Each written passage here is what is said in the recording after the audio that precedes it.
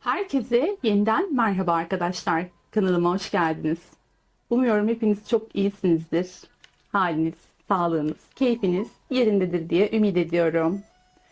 Gün geçtikçe daha da büyüyen bir aile oluyoruz. Bu beni çok mutlu ediyor gerçekten. Sizlerden aldığım tepkiler, yorumlar beni çok mutlu ediyor ve motive ediyor aynı zamanda arkadaşlar. Bunun için hepinize teker teker teşekkür ediyorum.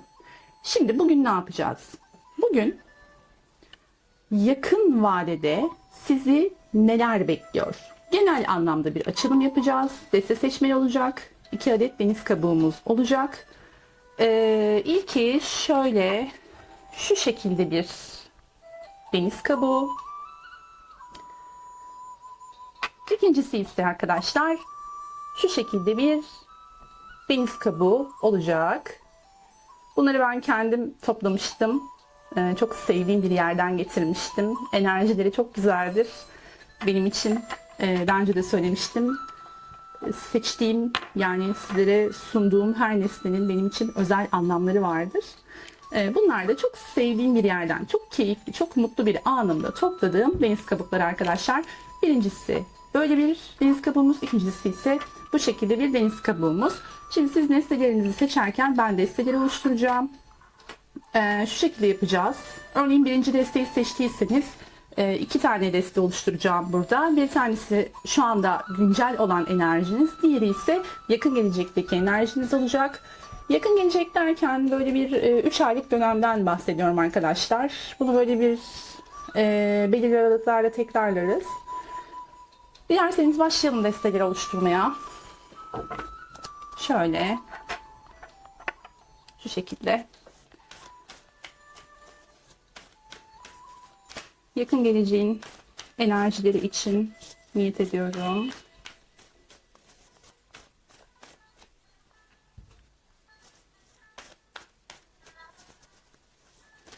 Oh.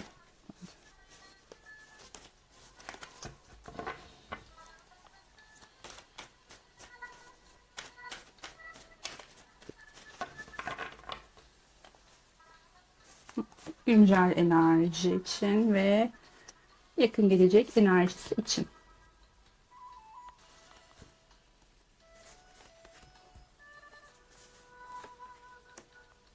Evet.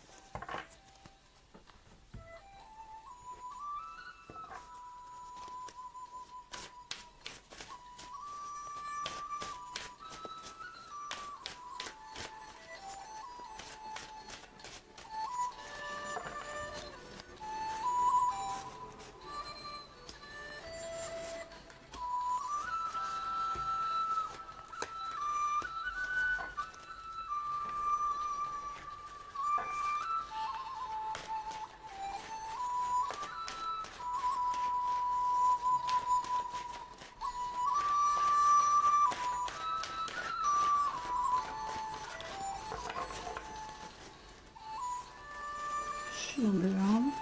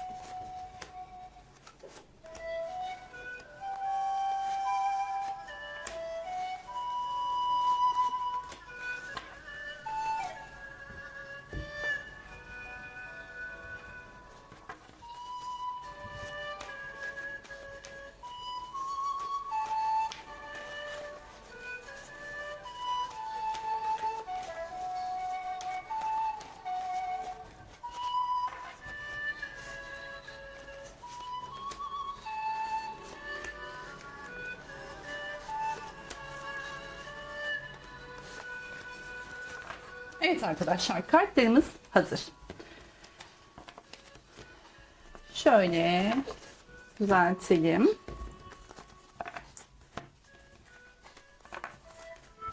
Evet. Şimdi ilk nesnemiz olan, eğer bu deniz kabuğunu seçtiyseniz arkadaşlar,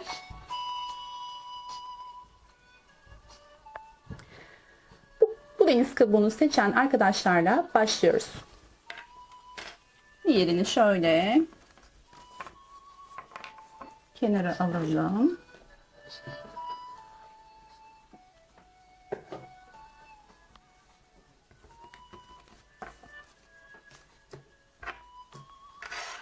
Evet.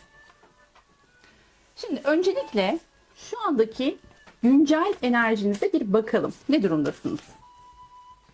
Sonrasında yakın gelecekte size nelerin beklediğine bakacağız. Onu da şu şekilde koyuyorum arkadaşlar kenara.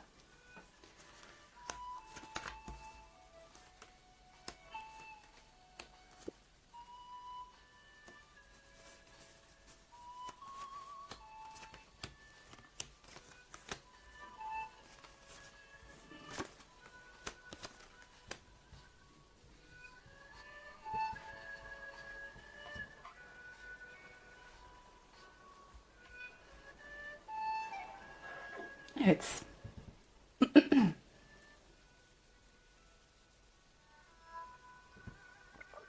Şöyle bir kartları inceliyoruz. Şimdi arkadaşlar, bu desteği seçen arkadaşlarım için öncelikle şunu söyleyebilirim. Bakın, şu anda her ne kadar bir yokluk bilincinde olsanız da, ki bazı arkadaşlarımızın gerçekten varlık içindeki yokluğa odaklandığını, yani bir yokluk enerjisi içerisinde olduğunu görüyoruz. Bu ne demek? Bu şu demek arkadaşlar. Bakın şimdi kartın üzerinde bir bolluk var aslında bu kalpten taşın içerisinde. Fakat kişi bunu arkasını dönmüş görmek istemiyor. Yani bir yerlerde aslında bir bolluk olduğunu biliyor. Kendisi için ayrılmış bir nasip, kısmet olduğunu biliyor. Bu her anlamda olabilir arkadaşlar. Maddi konularda olabilir, varlık konularında olabilir ya da aşk konusunda olabilir, iş konusunda. Bakın aklınıza gelebilecek her anlamda bunu söyleyebiliriz. Fakat kişi her ne kadar bunun böyle olduğunu bilse de, bakın bu çok önemli bir şey söylüyorum şu an aslında. Yani kişi tamamen bu yokluk bilincinin içinde değil. Aslında bir yerlerde kendisi için ayrılmış bir kısmet, nasip olduğunu biliyor. Fakat şu anda odaklandığı şeyin yokluk bilinci olduğunu görüyoruz. Belki de çok uzun zamandır dilediği, bir yerlerde var olduğunu bildiği şeylerin gerçekleşmemesi, yani uzun bir süredir gerçekleşmemesi kişiyi bu bilince sokmuş olabilir. Belki beklemekten, dilemekten yorulmuş, artık ümitlerini yavaş yavaş kaybetmek üzere olan birinden bahsediyor olabiliriz bu deste için arkadaşlar. Çünkü bakın neden? Burada bu destede bir ümit var. Bunu görebiliyoruz. Çünkü burada arkadaşlar mucizelerin sonu yok kartımız çıkmış. Yani mucizelere aslında inanan bir kişiden bahsediyoruz burada. Yani mucizeye inanan, fakat belki de bir süredir ona sahip olamadığı için, istediği şeylere sahip olamadığı için ümidini kaybetmekte olan birinden bahsediyor olabiliriz arkadaşlar. Bu muhtemelen beklemekte olduğunuz bir haberle ilgili. Yani siz aslında bir yerden bir haber bekliyorsunuz arkadaşlar. Mesela bir iş başvurusu yaptınız, oradan haber bekliyorsunuz. Ya da birine bir teklifte bulundunuz, oradan haber bekliyorsunuz. Belki bir proje sundunuz, belki bir teklif sundunuz. İşte işle ilgili olabilir, bu aşkla ilgili olabilir. Bakın teklif yine aynı şekilde. Oradan gelecek cevabı bekliyorsunuz ya da bir yerden teklif de bekliyor olabilirsiniz. Yani beklediğiniz bir haber var bir yerlerden arkadaşlar. Bunu açık bir şekilde görebiliyoruz. Şimdi siz şu anda belki de bu durumda olmanızın, yani hala bekliyor pozisyonda olmanızın bir nedeni var. Bakın burada öğrencilik kartımız çıkmış. Siz arkadaşlar şu anda bir öğrenci gibi bir şeyleri öğrenme aşamasında olabilirsiniz. Belki de bir konuda eğitim aldınız ve bu eğitimle ilgili artık bir faaliyete geçmek istiyorsunuz. Bununla ilgili bir haber bekliyorsunuz. Ya da bir ışık bekliyorsunuz bir yerden. Fakat arkadaşlar burada şunu görüyoruz aslında. Yani bu isteğinizin, dileğinizin henüz gerçekleşmemiş olmasının sebebi henüz öğrencilik aşamasında olmanız olabilir.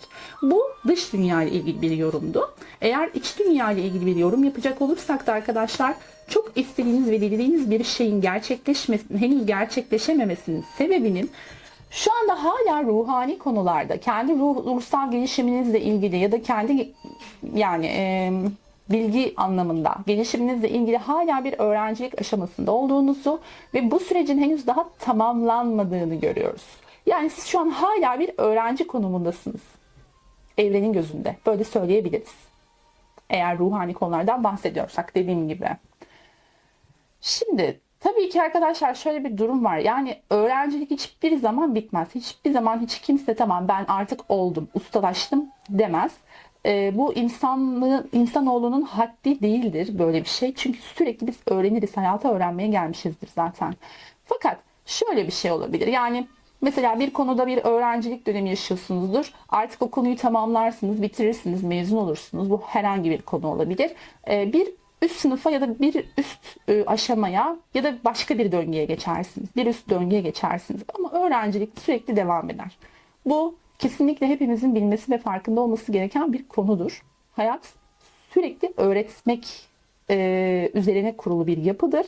O yüzden arkadaşlar burada öğrenciliğinizin şu anda özellikle istediğiniz, dilediğiniz şeyle ilgili öğrenciliğinizin hala devam etmekte olduğunu görüyoruz. Yani eğer soruyorsanız ki neden hala benim istek ve dileklerim gerçekleşmiyor? Uzun zamandır bekliyorum ve beklemekten bıktım. Evet, mucizelere inanıyorum. Dileklerimin gerçekleşeceğini de düşünüyorum. Fakat artık beklemekten yoruldum. Neden olmuyor dediğiniz noktada işte burada cevap öğrencilik kartıyla geliyor. Yani hala öğrenmeye devam ediyorsunuz arkadaşlar. Belki çeşitli sınavlarda olabilir arada. Denemeler, sınavlar olabilir. Bunları geçtiğimiz hepimiz için konuşalım. Yani bu sınavları, aşamaları geçtiğimiz zaman tabii ki dileklerimizle kavuşup devam edeceğiz yolumuza. Şimdi burada bakın, meleklerden önemli bir mesaj var. Hala güncel durumdayız bu arada. Meleklerden önemli bir mesaj var. Diyor ki sezgisel hislerini dinle. Umudunu kaybettiğin noktada ya da istediğin, dilediğin şeyle ilgili sezgilerini dinle diyor. Bedenin ilahiden doğru mesajlar alıyor. Bakın, eğer herhangi bir mesaj aldığınızı düşünüyorsanız evrenden, meleklerden, ilahi sistemden arkadaşlar, bu mesajları çok dikkatli bir şekilde dinlemelisiniz, sezgilerinizi. Çünkü orada sizin aslında sorularınızın cevabı var. Doğru cevap geliyor. Sorduğunuz bütün sorulara doğru cevap geliyor. Yeter ki doğru şekilde dinlemeyi ve onu anlamayı bilin. Burada meleklerden gerçekten bu şekilde bir mesaj gelmiş arkadaşlar ve aynı zamanda melekleriniz diyor ki, bu aynı zamanda yüksek benliğinizden de gelen bir mesaj. Bunu da eklemek istiyorum. Başardın. Bakın şurada sezgisel hislerini dinle diyor melekleriniz. Bu konuda bir uyarıda bulunuyor size. Burada da diyor ki başardın. Aslında sen her ne kadar başaramadığını düşünsen de, yokluk bilincinde olsan da aslında başardın. Öğrenciliğin devam etse de hayat yolunda aslında başardın. Çünkü sen çok sabrettin, sen inandın, mucizelere inandın. Ki aslında hayatta mucize diye bir şey yoktur arkadaşlar, biliyorsunuz ki. İstediğimiz her şeyi, ama her şeyi elde edebiliriz. Yeter ki doğru şekilde isteyelim. Burada da sizin aslında mucizelere inanan, düşünce gücüne inanan, kalp gücünün, kalbin o sonsuz muazzam gücüne inanan, kalpten istemenin gücüne inanan biri olduğunuz için aslında bunu başardığınızı söylüyor. Ve diyor ki artık zirvedesin ve her şey geride kaldı. Hak ettiğin pırıl pırıl zirvenin tadını çıkar. Şimdi arkadaşlar bakın, zirveye oynuyor olabilirsiniz. Aslında belki de bir şeyler elde ediyorsunuz ama sizi tatmin etmiyor. Çünkü siz zirveyi istiyorsunuz. Bu gerçekten güzel bir şey bu arada. Ve melekleriniz diyor ki her ne kadar başaramamış gibi görünsen de ya da öyle olduğunu düşünsen de sen aslında başardın ve bu şekilde devam et ve sezgilerini dinle. Sezgilerinin doğrultusunda devam et diyor arkadaşlar. Devam edelim bakalım. Bakın burada da yine asa kraliçemiz çıkmış. Şimdi şöyle yorumlayabiliriz burayı. Şimdi burada bir başarı hedefi var. Az önce dedim ya zirveye oynuyorsunuz diye. Evet arkadaşlar, siz gerçekten zirveye oynuyorsunuz. Yani bu desteği seçen arkadaşlarımın başarı hedefleri yüksek olabilir ve alkışlanmak, belki göz önünde olmak, daha öne çıkmak, yaptığı işte en iyisi olmak. Bakın, yapılan işte her ne yapıyorsanız ya da ne istiyorsanız en iyisi olmak. Evlenmek mi istiyorsunuz? En iyi evliliği yapmak. İlişki mi yaşamak istiyorsunuz? En mutlu olanı yaşamak. Bir işin peşinde misiniz? En iyisi olmak, göz önünde olmak ve bu konuda parmakla gösterilmek belki de arkadaşlar. İstediğiniz, hedeflediğiniz şey bu. Ve bunu o kadar büyük bir tutkuyla istiyorsunuz ki ne istediğini de bilen bir yapıdasınız aynı zamanda. Yani şimdi insanların çoğunun başaramama sebebi ne istediğini bilememesinden kaynaklanır. Ne istediğini ve ne istemediğini çok iyi ayırt etmiş birisi var burada. Bu konuda artık ustalaşmış birisi var kendi hayatıyla ilgili. Siz ne istediğini çok iyi bilen, onu çok tutkuyla isteyen birisisiniz. Bu desteği seçen arkadaşlarımın ağırlıklı olarak ateş grubundan, yani Koç aslan yay gruplarından, burçlarından olduğunu düşünüyorum. Böyle olmasa bile arkadaşlar şu aralar gündemde ateş elementinin yoğun etkisi altında olan bireyler olabilirsiniz. Yani bu ne demek? O başlatma enerjisi var ya, o hani ateş enerjisi, yani başlatan, böyle tutkuyla isteyen, coşkuyla isteyen enerjinin etkisi altındasınız siz bu aralar. Her ne kadar yokluk bilincinde olsanız da. Şimdi bu kart aslında bu deste içerisindeki olumsuz bir kart gibi görünüyor. Ama arkadaşlar aslında belki de hayatta her şey dualitedir ya. Şimdi çok tutkuyla istediğiniz bir şey var. Aynı zamanda da yokluk bilincindesiniz. Yani bu iki durum, dualite dediğimiz durum aslında belki de sizi dengeleyen şey. Yani buna aslında çok da olumsuz bakmamak gerekiyor. Buradan ders çıkarmak gerekiyor. İşte dedim ya, öğrencilik. Buradan çıkarmanız gereken dersler var arkadaşlar. Bu konuya dikkat çekiyor. Ve işte sezgiler, yani bunun ne olduğunu hani merak ediyorsanız bu dersin, sezgiler arkadaşlar. Sezgisel gücünüzle bunu yüksek benliğinizden gelen mesajlarla bunu bulabilirsiniz, çözebilirsiniz. Çok yüksek tutkuyla istediğiniz şey her neyse. Burada gerçekten arkadaşlar böyle bir durum var. Fakat ben burada bir kafa karışıklığı görüyorum.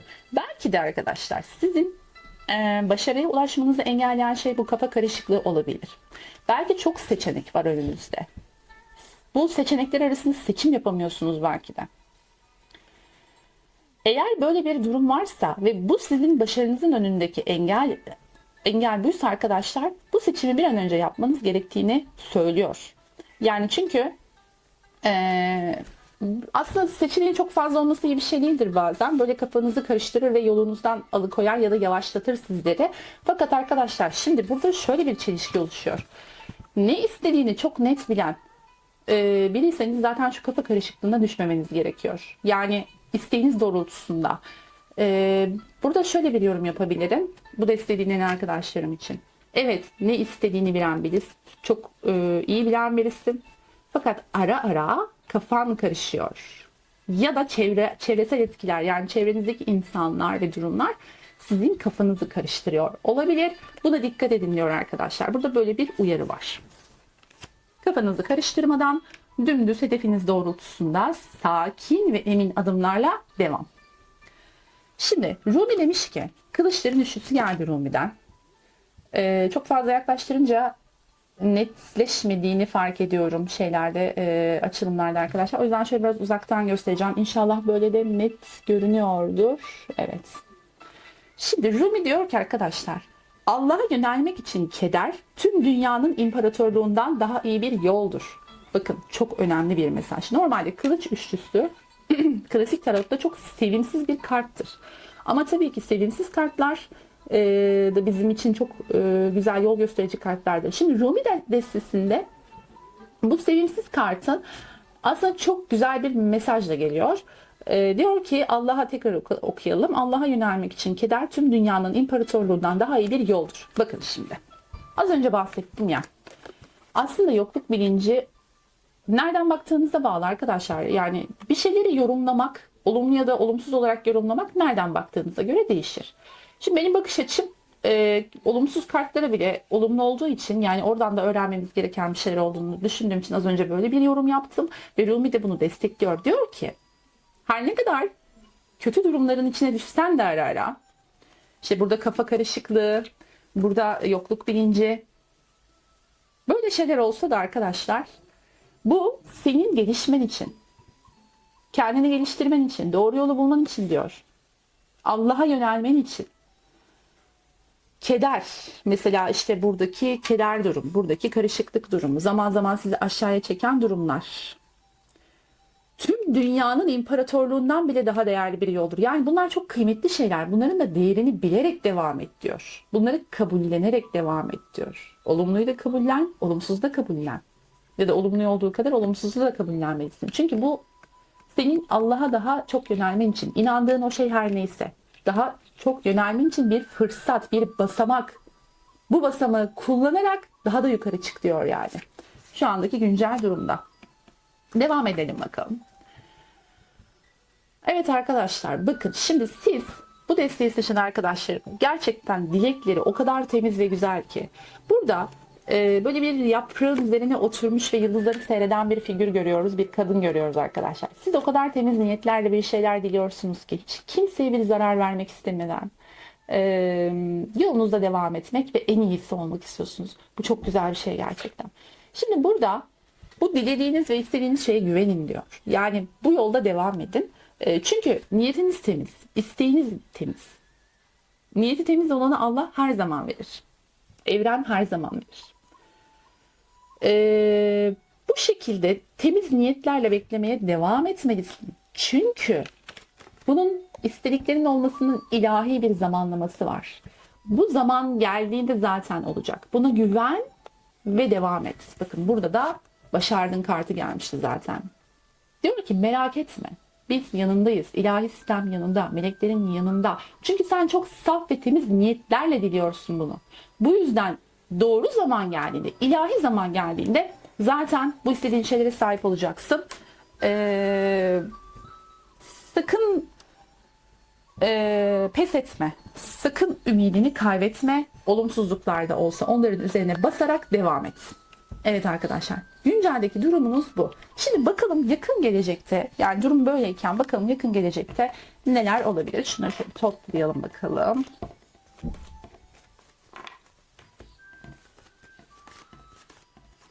Gerçekten çok güzel çıktı ya. Çok hoşuma gitti bu şekilde çıkması da.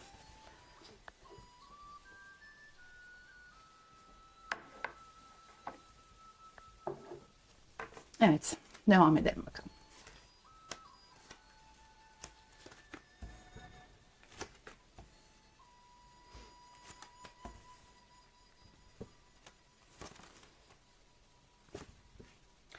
Arkadaşlar, acaba sizin geçmişten bağışlayamadığınız bir şeyler mi var? Bir türlü bağışlayamadığınız, ya kendiniz ya da başkalarıyla ilgili.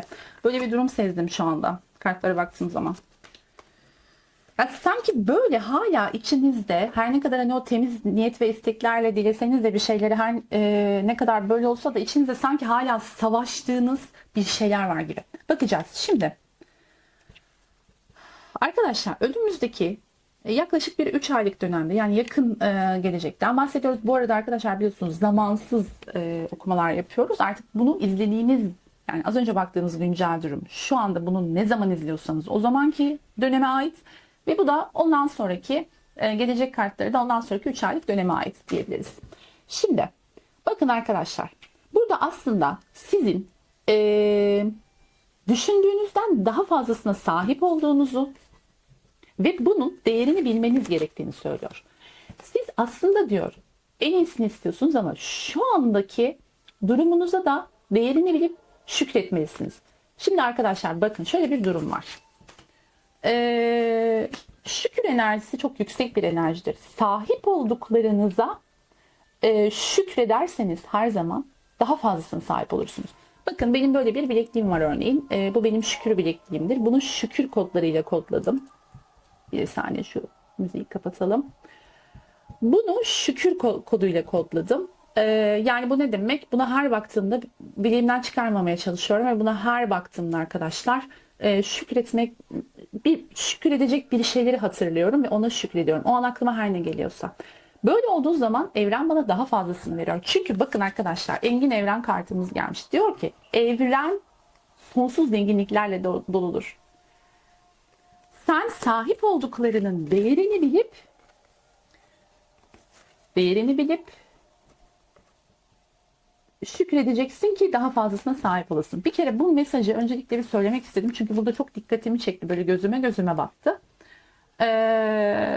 Şimdi devam edelim bakalım. Başka neler var? Şimdi arkadaşlar öncelikle burada bağışlamaya istekli olma kartı çıkmış. Bu kart bana az önce yaptığım yorumu çok derinden hissettirdi. Yani siz acaba bir şeyleri bağışlayamıyor musunuz? Geçmişten gelen bir şeyi. Belki de önünüzde blokaj oluşturan şey budur. Diyor ki meleklerden zihnini ve bedenini yerine huzuru koyarak geçmiş acıdan temizlemelerini iste. Şimdi ben bunun bir aşk ilişkisiyle ilgili olduğunu düşünüyorum. Yani bir yaşadığınız bir aşk ilişkisi, duygusal bir ilişki sizde affedilemeyecek şeyler yaratmış olabilir. Karşınızdaki kişiyi bağışlayamıyor olabilirsiniz. Her ne kadar bağışladım demiş olsanız da mesela böyle bir şey varsayalım ki böyle bir şey var. Ben onu bağışladım, yoluma devam ediyorum. En iyisini diliyorum demiş olsanız da bilinçli zihninizde, bilinçaltınızda o kişiyi bir türlü bağışlayamıyor olabilirsiniz arkadaşlar. Bu konuyla ilgili bir uyarı var burada. Diyor ki eğer bunu yaparsan, bunu yapabilirsen, bağışlayabilirsen aşk anlamında özellikle hem aşk konusunda hem de başarmak istediğin diğer konularda yolun açılacak. Önünüzde blokaj oluşturan şey sizin affedememek arkadaşlar. Çünkü burada bir de hafifle kartımız gelmiş. Meleklerinizden yine hafifle mesajı var. İşte üzerinde ağırlık yapıyor demek ki bu. Yani sizde omuzlarınızda bir yük. Affedememek.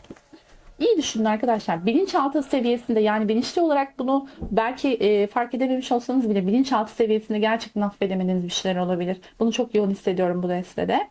Diyor ki yaşamındaki yüklerden, ihtiyacın olmayan her şeyden kurtulduğunda yenilikler ve güzellikler gelecek. Bakın işte az önce söylediğim şey. Bu yüklerden kurtul. Bu bağışlamayı yap. Ve sahip olduklarına şükredip daha fazlasını istiyorsan sahip olduklarına şükredip değerini bil. Bu iki mesaj bu destede çok baskın şekilde gelmiş. Şimdi bunu yaparsanız, bunu başarabilirseniz arkadaşlar, işte bu yakın gelecekte kısa önümüzdeki bu 3 aylık vade diyelim. O şekilde niyet ettiğim için öyle söylüyorum. Belki bu 6 aya kadar da çıkabilir arkadaşlar. Yani sizin durumunuza göre alın. Bunu yaparsan diyor, ilk önce aşk hayatıyla ilgili çok istediğin, dilediğin o şey gerçekleşecek. Ve o gerçekleştikten sonra önün açılıp diğer konuları da etkileyecek. Yani senin iş, kariyer, para ya da aile, huzur, sağlık her ne istiyorsan önün açılması gereken şey bu arkadaşlar. Bu sizin önünüzde blokaj oluşturuyor. Bunu mutlaka halletmeniz gerekiyor diye düşünüyorum. Çünkü savaş veriyorsunuz. Bakın eğer bunu yapmazsanız, bu affedişi yapamazsınız. Kendinizle ya da karşınızdaki kişiyle psikolojik de olsa enerjisel de olsa savaşmaya devam edeceksiniz diyor. Bu ciddi bir uyarı bu arada.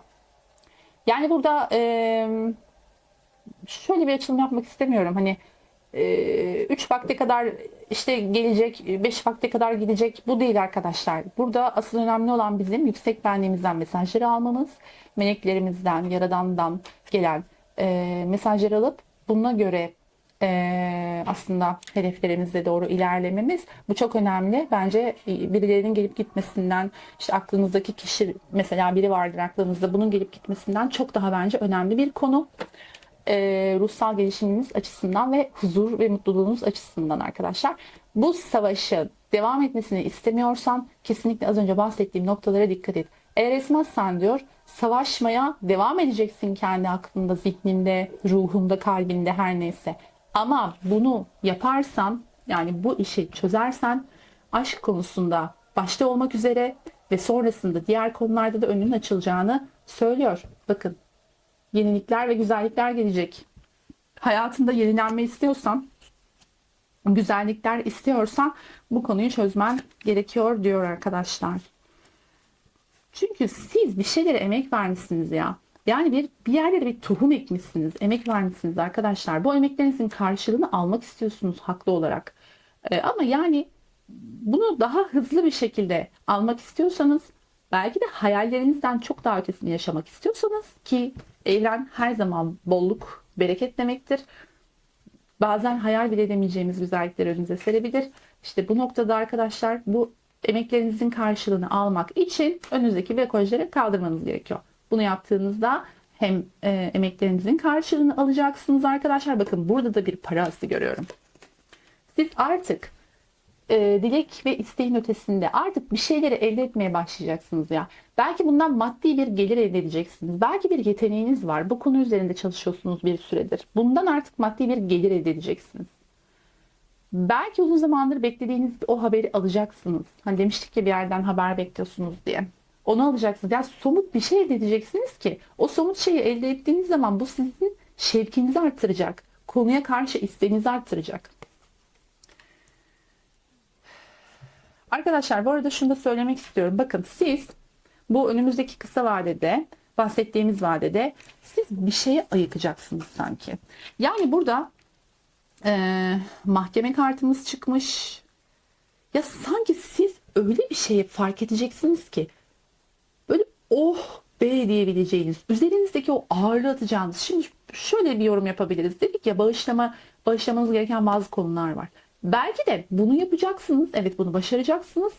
Sonrasında oh be diye böyle kendinizi salıp rahatlayacağınız ve bu zamana kadar neden ben bu yükü sırtımda taşımışım diyeceğiniz bir durumun içinde olacak olabilirsiniz. Ya da dedim ya size aşk konusuyla ilgili bir sıkıntı olabilir burada diye, hani geçmişte bir affedemediğiniz ya da kalbinizi çok kıran bir konu olabilir. Çünkü arkadaşlar bütünleştiğinizi düşündüğünüz bir ilişki yaşamışsınız. Yani kendinizi bütün hissettiğiniz bir ilişki yaşamışsınız gibi görünüyor. Ve bu bittiği için belki de kendinizi yarım gibi hissetmişsiniz. Ve bu hissedişten dolayı da karşı tarafı bir türlü affedememişsiniz gibi görünüyor. Eğer böyle bir durum varsa arkadaşlar sizin fark edeceğiniz bu şey, bu kendi içinizde fark edeceğiniz bir şey. Birisi gelip size bunu söylemeyecek ya da bu konuda bir uyarıda bulunmayacak ama siz böyle kendi kendinize bunu fark edeceksiniz ve oh be diyeceksiniz, rahatlayacaksınız, hafifleyeceksiniz. Bakın kuş gibi. Hafiflik kartınız da gelmişti. Siz arkadaşlar bu rahatlamayı yaşayacaksınız gibi görünüyor. Ve önünüz öyle bir açılacak ki bu dönemin sonunda artık bu bahsettiğimiz sürecin bitiminden diğer sürecin başlangıcında siz artık yeni bir şeye belki de adım atacaksınız. Yeni bir ilişki, yeni bir evlilik, yeni bir iş ya da yeni bir gelir kaynağı. Ve hayalinizin belki de çok daha ötesinde. Çünkü bunu kesinlikle hak ediyorsunuz arkadaşlar. Siz aslında şu anda o potansiyele sahipsiniz. Fakat bunu somut olarak görmek istiyorsunuz haklı olarak ve somut olarak da göreceğinizi söylüyor. Şimdi burada kadehlerin padişahı demiş Rumi. Burada arkadaşlar az önceki yoruma bir şey eklemek istiyorum. Şimdi şurada dedim ya, sizi bırakarak yarım bırakmış, arkasına bırakmış bir kişi olabilir geçmişinizde. Şimdi çok kısa bir yorum yapmak istiyorum burada. Bakın, bir başkasıyla bütünleştiğinizi düşünüyorsanız, yani bir başkası hayatınızda olduğu için kendinizi bütün hissediyorsanız ve o gittiği zaman kendinizi yarım gibi hissediyorsanız çalışmanız gereken kişi kendinizsiniz. Bırakın. Karşı tarafı kendi haline bırakın ve kendinize yoğunlaşın. Yani onu düşünmek, neden gelmedi, neden etmedi, neden beni yarım bırakıp gitti. Buna harcayacağınız enerjiyi neden böyle hissediyorum? Bendeki eksik olan taraf nedir? Yani onun doldurduğunu düşündüğüm eksik olan taraf nedir? Bunun üzerine bu enerjiyi buraya akıtırsanız arkadaşlar zaten kendinize yapabileceğiniz en iyi yatırım yapacaksınız hayatınız boyunca. Bu yorumu yapmadan geçmek istemedim. Bu gerçekten çok önemli ve tecrübeyle sabittir arkadaşlar. Kesinlikle işe yarar. Hayatınızda inanılmaz kapılar açar. Bunun canlı şahidi olarak size söylüyorum ve böyle naçizane bir tavsiyede bulunmak istedim. Gölge yönler dediğimiz işte o gölgelerinizle yüzleşmek, neden o eksiği neden bir başkasının tamamlayıp sizin tamamlayamadığınız, bu gibi konuları çözdüğünüz zaman zaten yalnızlığınızda da inanılmaz mutlu oluyorsunuz ve o zaman zaten istediğiniz kişi ya da istediğiniz tarzda ilişkiler hayatınıza geliyor. Çünkü siz kendinizle ilgili sorunu zaten halletmiş oluyorsunuz. Bunu çok içten paylaşmak istedim arkadaşlar. Evet. Şimdi Rumi de kadehlerin padişahı diyor. Bakın arkadaşlar. Yaptığım bütün bu yorumlara ve az önceki aşkla ilgili yorumlara noktayı koyan mükemmel bir kart geldi. Şimdi diyor ki Mutluluk kılıcıyla zevcem olacak bir yari kurtaracağım. Bakın arkadaşlar. Sizin bu zamana kadar belki de hayatınızda hiç yaşamadığınız kadar mükemmel bir ilişkiyi, mükemmel bir aşkı, aklınızdaki, hayalinizdeki o aşkı size yaşatacak olan kişiyle tanışmanız çok yakın. Kadehlerin padişahı olarak geldi.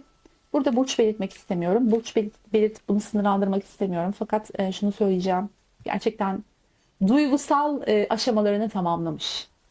Duygusal konularda ruhu gereken dersleri almış, gereken olgunluğa erişmiş bir padişah, yani padişah olarak geldiği için gereken olgunluğa erişmiş bir kişiden bahsediyoruz.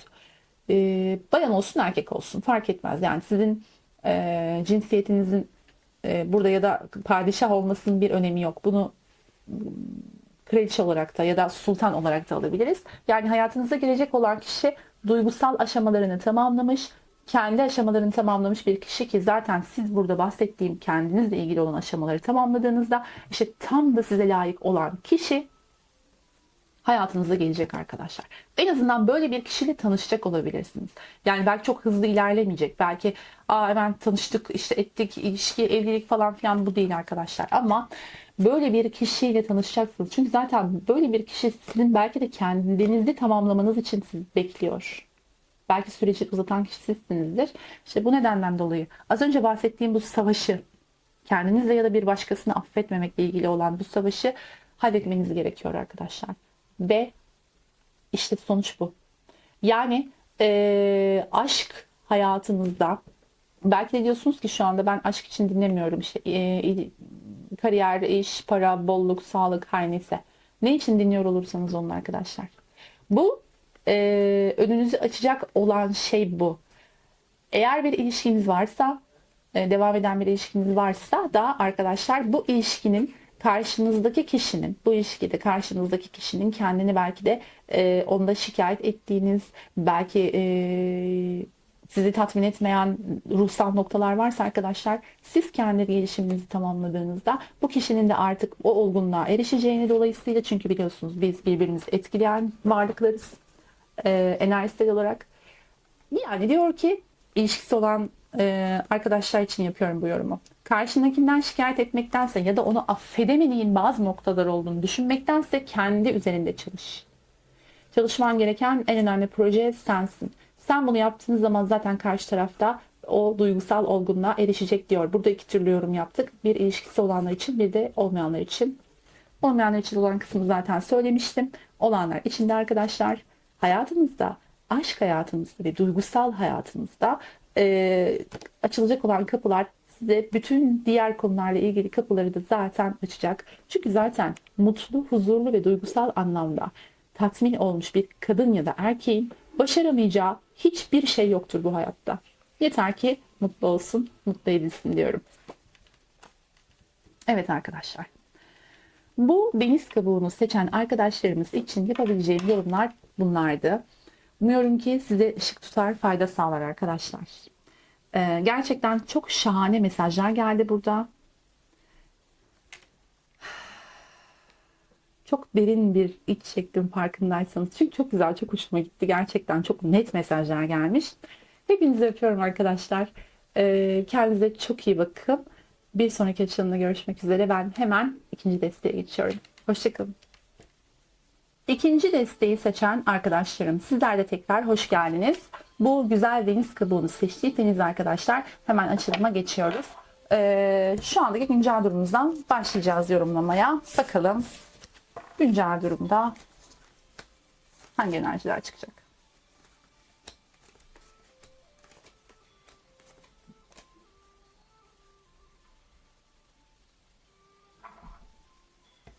Evet.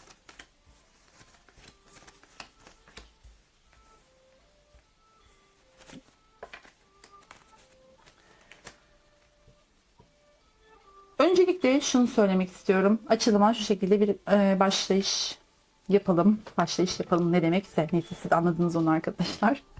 Şimdi bakın. Kendinizi sonsuz olasılıklara açın.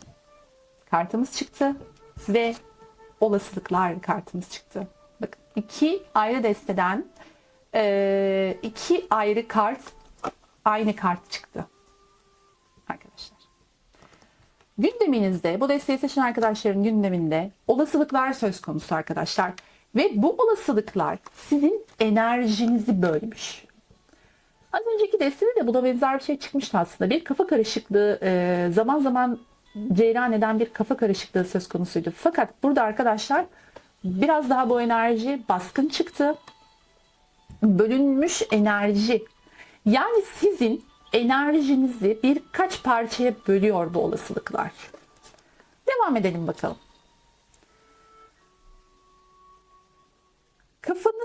Kafanız karışıyor gibi. Yani bir tek noktaya odaklanamıyorsunuz sanki bu olasılıklar nedeniyle arkadaşlar ve sürekli bir tetikte olma durumu var. Yani kendinizi sürekli böyle bir tetikte tutma durumu var. Bir şeylere karşı böyle bir kendinizi koruma durumu var arkadaşlar. Bu neyden kaynaklanıyor olabilir acaba? Bakacağız şimdi detaylı bir şekilde. Bakın melekleriniz demiş ki atölye çalışmaları ve seminerler. Konuşma yapmak ve konuşmalara katılmak ruhsal yolunun ve amacının bir parçası. Öğretmeye ve öğrenmeye açık ol. Arkadaşlar sizin acaba bir şeyleri böyle bugüne kadar yaptığınız bilgi birikimlerini öğretmek, yani onları böyle aktarmak gibi bir isteğiniz mi var? Belki bir meslek yapıyorsunuz diyelim ki, şöyle bir örnek vereceğim. Bir mesleğiniz var ve siz aslında farklı bir konuda bir eğitim alıp burada öğrendiklerinizi aktarmak istiyorsunuz belki de. Bununla ilgili kafanız karışıyor. İşle ilgili olasılıklar olabilir, aşkla ilgili olasılıklar olabilir arkadaşlar bu. Yani buna bakacağız ama burada sizin sanki böyle bir şeyleri öğretmek istemek gibi bir isteğinizin olduğunu düşünüyorum. Mesela bu şöyle bir şey de olabilir.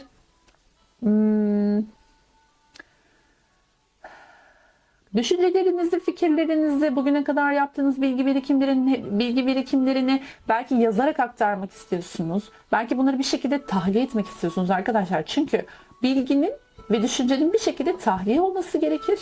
Belki zaman zaman sizi anlamadığını düşünebilirsiniz etrafınızdaki insanların. O zaman eğer sizi anlamadıklarını düşünüyorsanız kendinizi rahatça ifade edebileceğiniz bir sanat dalına yönelebilir ve bu şekilde o içinizdeki duygu ve düşünceleri ve bilgiyi tahliye edebilirsiniz arkadaşlar. Bu çok önemli bir şeydir. Ve ışığını yarat. Düşüncelerinle, duygularınla ışığın dünyasını yarat. Sonra o dünyada yaşaman an meselesi. Şimdi arkadaşlar siz gerçekten de belki de şu anda hissettiğim şey, belki bir mesleğiniz var ve bu sizi tatmin etmiyor. Belki de siz bir ışık işçisi olarak dünyaya geldiniz ve sizin amacınız bu. Yani hayat amacınız ışık saçmak olduğu için, yani etrafınızdaki insanları bilginizle ya da düşüncelerinizle ışığa yönlendirmek olduğu için belki de şu anda bulunduğunuz konumda tatmin olmayabilirsiniz gibi bir yorum yapasım geldi nedense arkadaşlar. Hepinize uymayacaktır ama genel olarak burada önünüzdeki olasılıklar enerjinizi birkaç parçaya bölmüş gibi görünüyor. Fakat arkadaşlar bu olasılıklar da güzel olasılıklar. Yani zaten güzel olasılıklar olmasalar siz zaten direkt kafanızda eriyip böyle bir kafa karışıklığına girmezsiniz. Ve o kadar, yani burada o kadar güzel belki de olasılıklarınız var ki önünüzde. Seçmekte zorlanıyorsunuz ve bu yüzden dikkatli davranmaya çalışıyorsunuz. Yani kaybetmek de istemiyorsunuz karşıdaki olasılıkları ama burada sizin, yani burada şimdi diyor ki mesela öğretmeye ve öğrenmeye açık ol. Yani siz sanki öğrenme aşamasından artık bir geçmişsiniz de hani öğretmeye daha çok yönelmek istiyorsunuz gibi görünüyor. Az önceki ilk destede bir öğrencilik meselesi çıkmıştı ama burada sanki biraz daha farklı bir konu var gibi görünüyor. Devam edelim bakalım.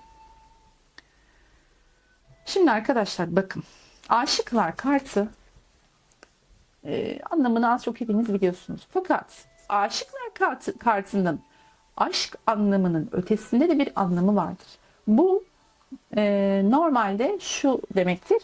Kendi isteğinizle bir seçim yapmak demektir. Şimdi burada farklı olasılıklar var dedik ya, bakın. Olasılıklar. 2 tane kart geldi olasılıkla ilgili. Burada o olasılıklarla ilgili kendiniz bir seçim yapmak istiyor olabilirsiniz. Belki de dışarıdaki bütün sesleri susturup, Bütün fikirleri susturup kendi içinize yönelip kendiniz karar vermeniz gerekiyor. Kafanızı karıştıran şey dışarıdaki sesler de olabilir arkadaşlar. Yani bu konuda şu anda gündemde bir seçim yapmak istiyorsunuz. Ve bakın arkadaşlar, sanki böyle bu aşkla ilgili bir şimdi burada ayıralım. Eğer bu işle ilgili ya da farklı konularla, iş, finans, para gibi konularla ilgili bir mesele ise arkadaşlar, siz gerçekten kendi kendinize karar vermek istiyorsunuz bu konuda. Yani dışarıdan birinden etkilenmek istemiyorsunuz ya da bir fikirden, bir sözcükten, bir cümleden, bir nasihatten etkilenmek istemiyorsunuz. Burada kendi kendinize karar vermek istediğinizi görüyoruz. Çünkü burada da bir kılıç kraliçemiz çıkmış. Kılıç kraliçesi de bakın yalnız başına kendi kendine düşünen, mantığını çalıştıran, mantık ağırlıklı ve net kararlar veren bir kraliçedir. İstediğiniz şu anda bu. Yani herkes bir sussun. Herkes bir sussun bakalım. Benim içim ne diyor? Benim kalbim ne diyor? Benim zihnim ne diyor? Şu anda bu istekte görüyorum sizi. Eğer bu yani finansal ya da işle ilgili bir konuysa, aşkla ilgili bir konuysa da arkadaşlar, belki de olasılıklarınız fazla. Belki seçim yapamıyorsunuz. Burada birkaç seçeneğin arasında kaldınız. Bu her şey olabilir yani. Yine dediğim gibi aşkla ilgili her şey olabilir. Burada da yine arkadaşlar, hiç kimseden etkilenmeden, hatta karşınızdaki kişiden bile etkilenmeden, yani o hayatınızdaki, aklınızdaki, kalbinizdeki, artık her neyse o kişiden bile etkilenmeden bir seçim yapmak istiyor gibisiniz arkadaşlar aşkla ilgili. Diyorsunuz ki, aynen şöyle konuşuyorsunuz. Eğer bir seçim yapılacaksa bu seçimi ben kendim yapmalıyım. Zararı da, faydası da, zararı da bana ait olmalı. Yani iyisiyle kötüsüyle benim seçimim olmalı. Eğer bunun bir faturası olacaksa bunu ben ödemeliyim. Eğer bir güzelliği olacaksa ben yaşamalıyım. Herkes bir susmalı ve ben kendim karar vermeliyim şeklinde bir düşünce çok hakim burada arkadaşlar. Kılıç kraliçemiz çıkmış çünkü. Kararlı bir kraliçedir. Mantık çalıştıran bir kraliçedir. Net kararlar veren bir kraliçedir arkadaşlar. Şimdi burada da bir değneklerin padişahı. Amacına ulaştığında ve güzellikler yaşadığında kutla. Karşınızda gerçekten arkadaşlar sizi aşka ikna etmeye çalışan çok tutkulu bir kral olabilir. Bir padişah olabilir. Ateş grubu özelliklerini gösteren birisi olabilir bu. Belki bu sizin seçenekleriniz arasında olabilir. Bu arada arkadaşlar bu bir sultan da olabilir, bir kraliçe de olabilir. Yani şimdi cinsiyete dediğim gibi takılmamak gerekiyor. Eğer erkek dinleyicilerim için bu ne istediğini bilen tutkulu bir kadın olabilir. Kadın dinleyicilerim için de erkek olabilir. Ya da siz nasıl almak istiyorsanız o şekilde alabilirsiniz arkadaşlar. Her neyse. Şimdi burada ne istediğini bilen tutkulu bir kişi var karşınızda. Fakat bu sizin kafanızı karıştırıyor olabilir. Yani bu kadar istekli ve tutkulu olması belki sizi biraz korkutuyor olabilir. Bu yüzden de tetikte olabilirsiniz. Bakın, kendinizi bu kişiye karşı koruyor da olabilirsiniz. Bu aşırı isteğinin belki samimiyetsiz olduğunu, belki sizi ikna etme çabalarının samimiyetsiz olduğunu düşünüyor olabilirsiniz burada arkadaşlar. Bir kişiye karşı kendinizi böyle bir savunmaya aldığınız, tetikte olduğunuz bir durum görüyoruz. Fakat bu kişinin de amacı kesinlikle sizi yani iyi bir amaçla aslında yaklaşıyor gibi görünüyor. Ve şu anda sizi sanki böyle bir aşk konusunda ikna etmeye çalışan bir kişi var gibi görünüyor arkadaşlar hayatınızda, karşınızda. Bu tabii herkese uymayacaktır. Bir yan arkadaşlarımız alsın. Belki de siz bu konuyla ilgili bu olasılıklar kafanızı karıştırıyor. Bu ihtimal de sizin enerjinizi bölüyor. Ve sizi bir savunmaya alıyor. Olabilir arkadaşlar. Eğer aşkla ilgili bakıyorsak. Yani diyorsunuz ki belki de bu kişi için, ben bu kişi ısrar ettiği için ya da üzerime çok geldiği için ya da çok istediği için kabul etmemeliyim. Eğer kabul edeceksem hayatımda bu kişiyi ben istediğim için kabul etmeliyim. Yani bu kararı ben vermeliyim deyip de kendinizi belki de korumaya alıyorsunuz. Yani bu kararı tamamen kendi kendinize vermek istiyor gibisiniz. Aşk konusundaki yorum bu şekilde olur. İş konusunda ya da finansal konularda ve diğer konularda da arkadaşlar, dediğim gibi siz sanki ışık saçmak için, yani o amaçla dünyaya gelmiş gibisiniz. Şimdi bu şu demek değil tabii ki, yani herkes, beni dinleyen herkes bu şekilde olacak diye bir şey yok. Ama sanki sizin hayat amacınıza hitap eden farklı bir şeyler var gibi. Yaptığınız işin yanında da bunu yapabilirsiniz arkadaşlar. Ya da böyle bir mesleğe de yönelme düşünceniz olabilir. Burada gerçekten sizin bir şeyleri öğretme yoluna gitmek istediğinizi görüyoruz.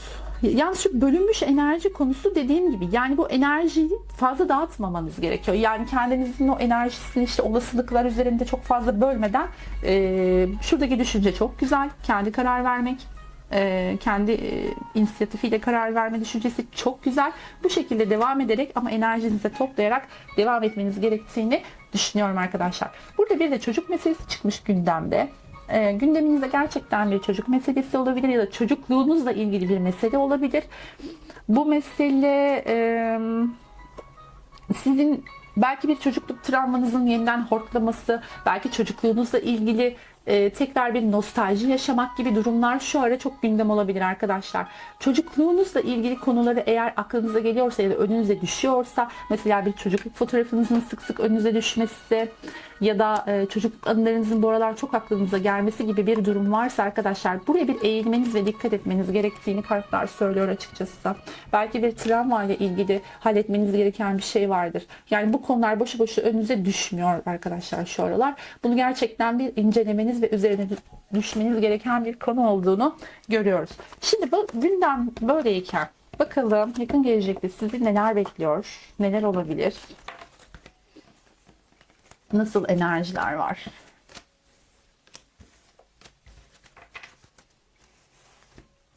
Evet.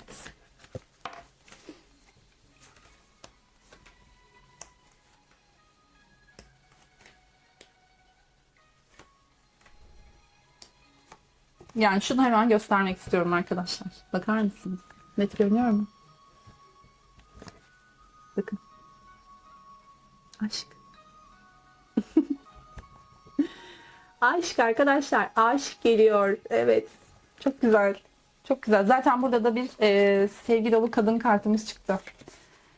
Yani eğer bir kadın olarak dinliyorsanız beni, sevgiyle dolup taşıyacağınızı, eğer bir erkek olarak dinliyorsanız da sevgi dolu bir kadının hayatınıza gireceğini ya da hayatınızdaki mevcut ilişkide sevgi dolu bir ilişki yaşayacağınızı görüyoruz. Ya çok güzel. Gerçekten çok güzel arkadaşlar. Yani bakın, şimdi şunu öncelikle bir Ruby'yi göstermek istiyorum. Hangi birini göstereceğimi şaşırdım. Yani o kadar güzel çıkmış ki. Bir an önce böyle hepsini gösteresim var. Neyse, sakin gidelim. Şimdi burada kılıçların padişahı çıkmış arkadaşlar. Bakın, az önce bir kılıç kraliçesi çıkmıştı. Göstermek istiyorum. Şurada bir kılıç kraliçemiz çıkmıştı. Bakın burada da bir kılıç kralımız çıktı. Hani dedim ya, kendi kararını kendi veren, inisiyatifin kendi elinde olmasını isteyen mantıklı bir kraliçe var. Ya da kral var. Her neyse arkadaşlar, bunu kendinize göre alın. Şimdi burada da diyor ki önümüzdeki süreçte işte tam da senin gibi, tam da senin ruh eşin olabilecek tarzda bir kişi geliyor hayatına. Kılıç kralı geliyor arkadaşlar. Yani şimdi burada sadece hava grubu bay ya da bayan geliyor demek yanlış olur. Burada şunu anlatmaya çalışıyor aslında. Sen bir kılıç kraliçesisin ya. Hani sen kararlı, kendi kararlarını kendi vermek isteyen birisin ya burada. İşte tam da senin gibi.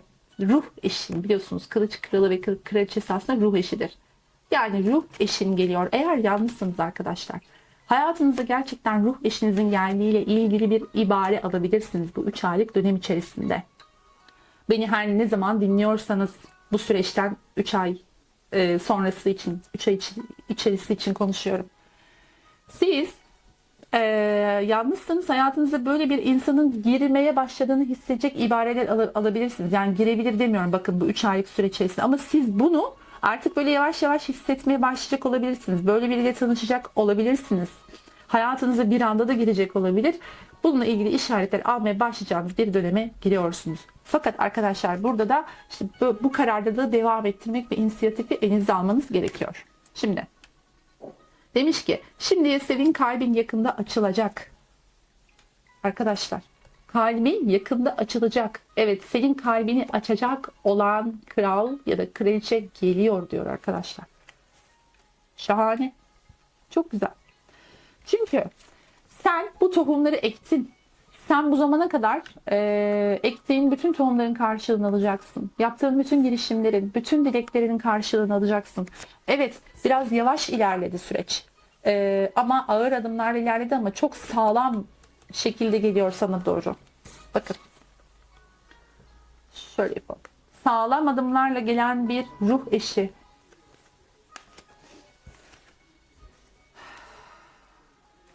Evet, çok düşündün. Düşüncelerin, belki enerjin bölündü. Az önce bahsettiğimiz gibi belki kafanı karıştıracak unsurlar oldu. Belki mutsuz oldun. Çok düşündün. Bu konuya çok kafa yordun. Çok emek verdin. Ama yavaş da olsa, geç de olsa işte o istediğin şey geliyor. Arkadaşlar ben burada aşk ağırlıklı bir açılım yaptığımı düşünüyorum şu anda. Çünkü bakın hangi kartı göstereceğimi şaşırdım. Yani diyorum ya, o kadar şey çıkmış ki. Masumiyet, ki ben bu kartı çok severim o Şözen'de. Masumiyet, yani masumiyet dolu bir şey yaşayacaksın. Tüm masumiyetiyle, tüm temiz niyetleriyle sana gelen bir aşk var diyor arkadaşlar burada. Senin ihtiyacın olan gerçek aşk ve o sana geliyor. Gerçek aşka, sevgiye güven. Bakın hep gelmekle ilgili kartlar. Güzelliği görüyor musunuz arkadaşlar? Hep gelmekle ilgili, aşkın gelmesiyle ilgili kartlar. Şimdi sevin, kalbin yakında açacak. Gerçek aşk, sevgiye güven ve o sana doğru geliyor.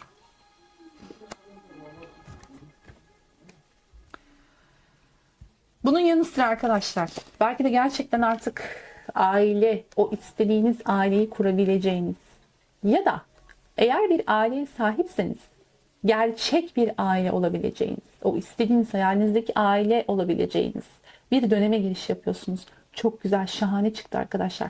Bakın burada bir aile resmedilmiş, bir bebek ayakkabısı resmedilmiş. Burada gerçek anlamda aile olabileceğiniz ya da kendinizi evinizde gibi hissettirebilecek bir kişiden bahsediyoruz burada arkadaşlar, gelen kişi. Tüm masumiyetiyle gelen bir, ne istediğini bilen net bir kılıç kralı ya da kraliçesi. Şimdi burada bir şöyle bir uyarı var arkadaşlar. Diyor ki biraz oyuncu ol. Yani çok fazla her şeyi ciddiye alıp da enerjini bu kadar bölme. Şimdi burada bölünmüş enerji çıkmıştı ya arkadaşlar. Bu kart biraz enerjinizi böyle sağa sola dağıttığınızı, kafanızın karıştığını gösteriyor demiştik ya. İşte diyor ki bu kadar ciddiye alma. Biraz oyuncu ol. Çünkü ne kadar rahat ve sakin olursanız istek ve dilekleriniz size o şekilde hızlı gelir arkadaşlar. Bu yüzden biraz rahatlamanız burada öneriliyor. Yani oyuncu ol. Ne demek bu? Hayatla dans et.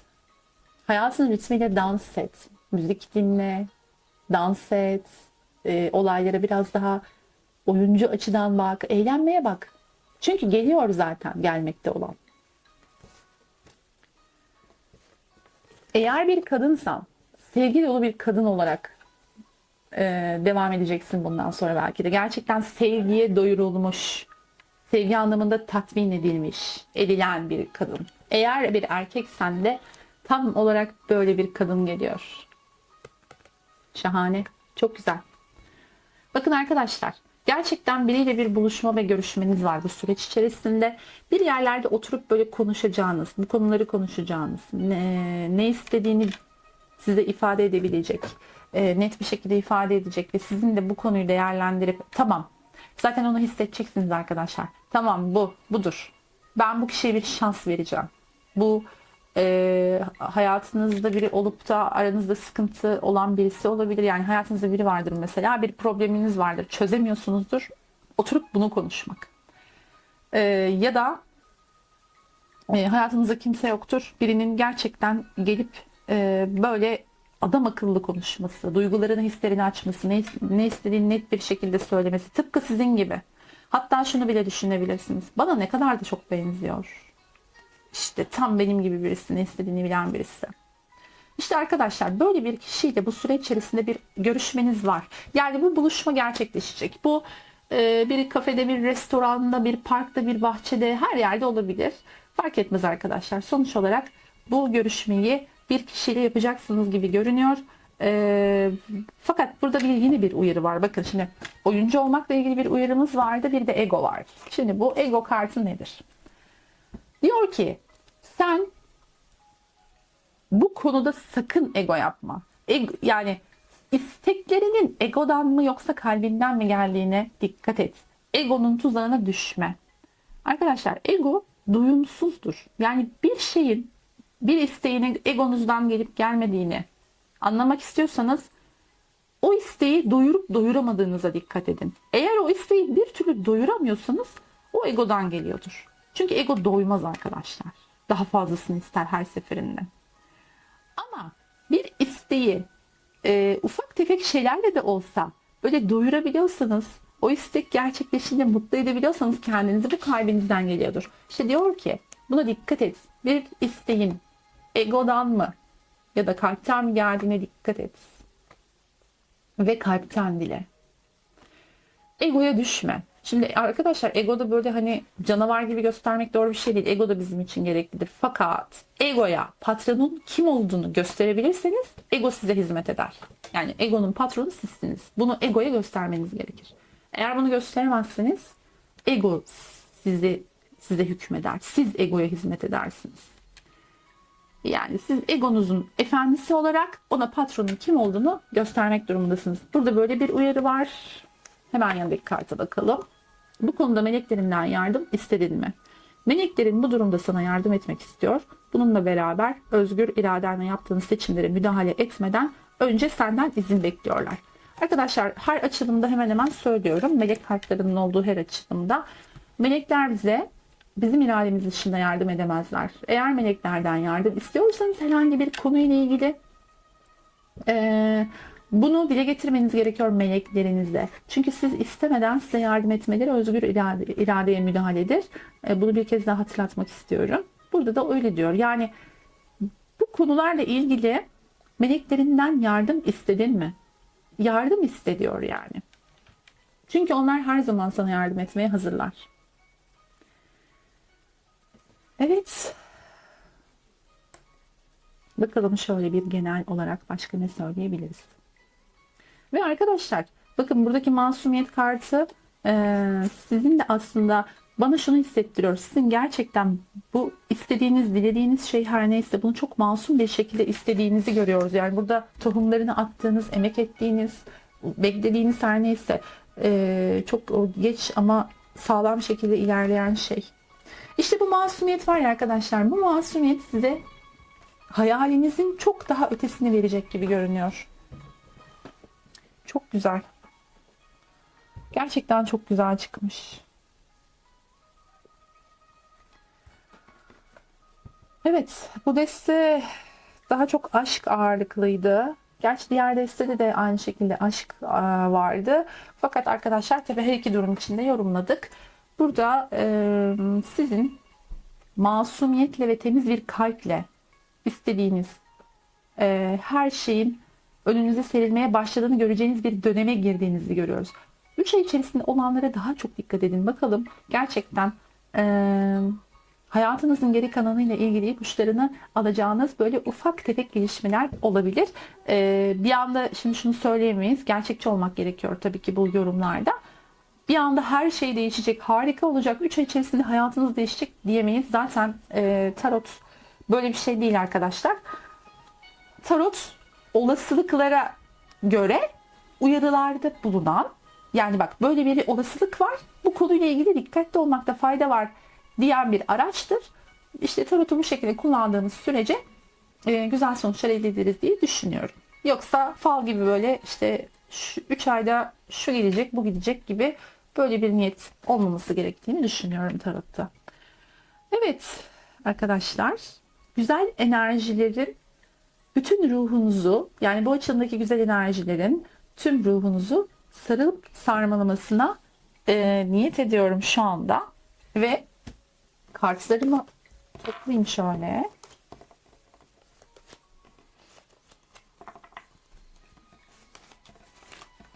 Bir şifa niyeti yapalım. Bakın burada bu destede şöyle Diğer destemiz için de şimdi şöyle bir şifa kartı. Hangisini alsak acaba?